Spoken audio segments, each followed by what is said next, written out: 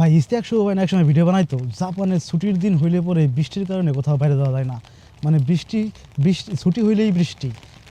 তো ওই সময় না জিনিসগুলো বুঝতাম না ভাই, তখন আমরা আসলাম স্টুডেন্ট বিষয়, সারাদিন মানে গাক্য ছুটি থাকতে হইতো শনি রবিবারে, আর শনি রবিবারে ছুটির দিন, তখন এগুলো বুঝতাম না ভাই, কারণ শনি রবিবার মানেই আমি আপনার জবের মধ্যে, একদম ফুল ডে জবের মধ্যে। কিন্তু এখন এই ভাই জব বেশ আসার পরে বুঝতে পারতেছি যে না, আসলে এই ভাই ছুটি মানে ছুটি হইলেই বৃষ্টি হয়।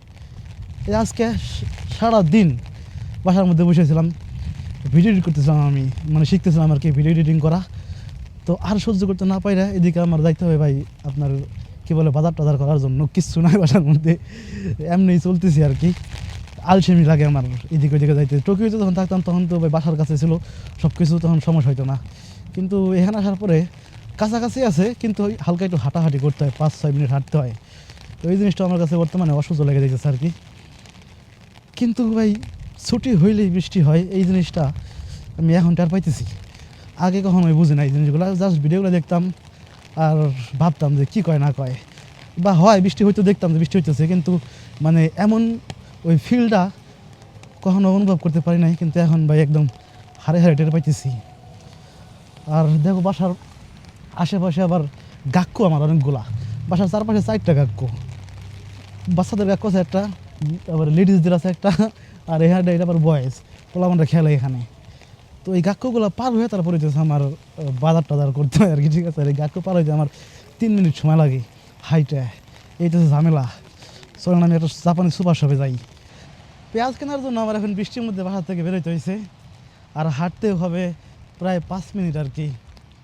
তো শুভ ভাইয়ের কথাগুলো না আমার খুব মনে পড়তেছে আজকে, আর ওনার ভিডিওগুলো খুব মিস করি আমি।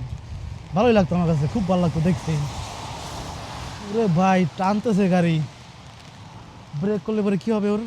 আচ্ছা ভাই সুপার শপে না ঢুকছি, কিন্তু এখন না মেজাজ গরম হয়ে যাবে, কারণ এই পেঁয়াজ মরিচের দাম দেখে আপনারা একটু দোয়া করেন আমার জন্য। আমার কাছে যেন ধরেন আইফোন টাইফোন, তারপরে পৃথিবীর বড় বড় যেসব জিনিসগুলো আছে, কুরমা মানে গাড়ি টাড়ি, তারপরে আপনার আইপ্যাড, তারপরে ম্যাকবুক, এগুলো আমার কাছে দামি দামি লাগে। এগুলো দাম হোক আমার সমস্যা নাই, কিন্তু পেঁয়াজ মরিচ যেন আমার কাছে কখনো দামি না লাগে, এই দোয়াটা ভাই আমি চাই, ঠিক আছে। আল্লাহ আমার এতটুকু বড়লোক বানাই দেখ যেন আমার কাছে পেঁয়াজ মরিচ কখনোই মানে জাপানিজ সুপার শপ থেকে কিনলেও পেঁয়াজ মরিচ আমার কাছে কোনো দামি না লাগে।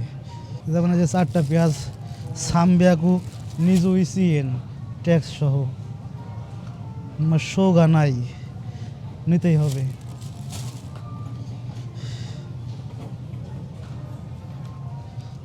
এইটা একটা আবার কম দামি জিনিসের জন্য, বুঝছেন, যেগুলো ডেট শেষ হয়ে যাইতেছে প্রায়, কিন্তু এখান থেকে কিনলেও আমার লাভ নাই, খাইতে তো পারবো না, উল্টা নষ্ট হবে আর কি।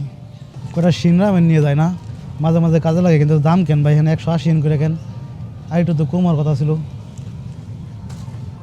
181 ইন কানা, তো কোন দিন থেকে কেনাই ভালো ভাই, 250 ইন করে লাগে, দোষীয় একটা যাক 2টা নিয়ে যাই। মাঝে মাঝে লাগে আমার রান্না বাড়া করতে, এখন বর্তমানে একদম অসুস্থ লাগে আর কি,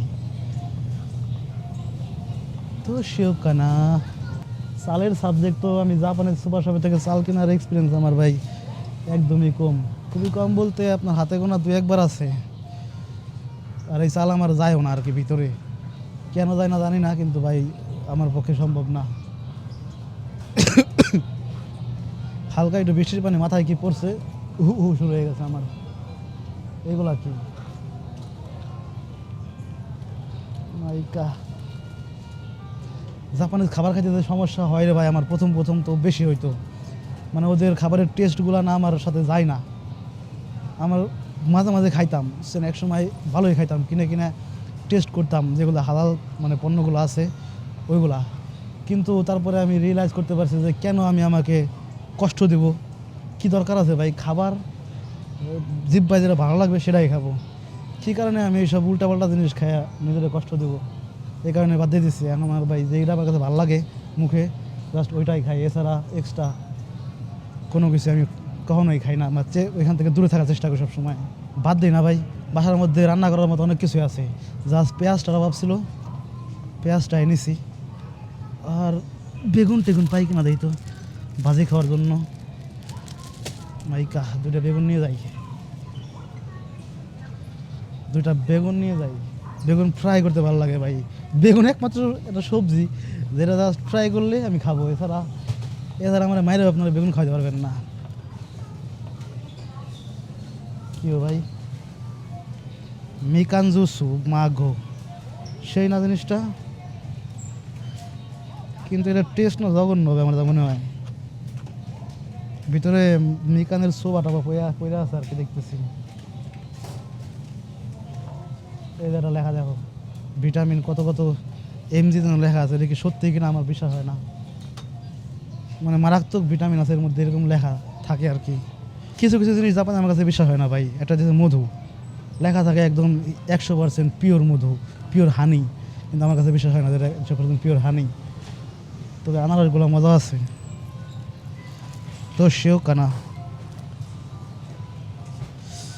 বৃষ্টির দিন খিচুড়ি খাইতে মন চাইতেছে, খিচুড়ি হলে ভালো লাগতো, এইগুলা খেয়ে তো মজা নাই।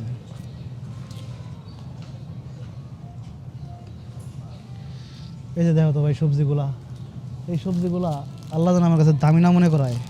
সাম্বিয়াকু হাচিজুরো কুইয়েন, মানে 386 ইয়েন, মানে এই সবজিগুলো যেন আল্লাহ কখন আমার কাছে দামি না মনে করায়। এই জিনিসটা ভাই আপনাদের কাছে আমি দোয়া চাই, দোয়া করেন তাহলে ওরে এত বড় লোক বানাই দাও, মানে এমন বড় লোক বানাই দাও যেন ওর সবজিগুলো কখনোই দামি না ফিল করে, গাড়ি ঘোড়া দামি ফিল করুক, ম্যাকবুক বা অ্যাপেলের প্রোডাক্ট বা অন্য দামি দামি যেই সব জিনিসগুলো আছে এগুলো দামি ফিল করুক বান্দা, কোনো সমস্যা নাই। তবে এই ম্যাঙ্গো জুসটা না অনেক মজার, এই যে এটা ভালোই লাগে।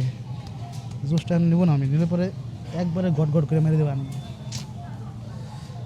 হ্যাঁ, চলেন যাই, বাসায় যাই, রান্না বান্না করি। আমি আজকে 2 দিন হয়ে গেছে ভাত খাই না, বাইরের উল্টো পাল্টা জিনিস খাই বাইসে আছি আর কি।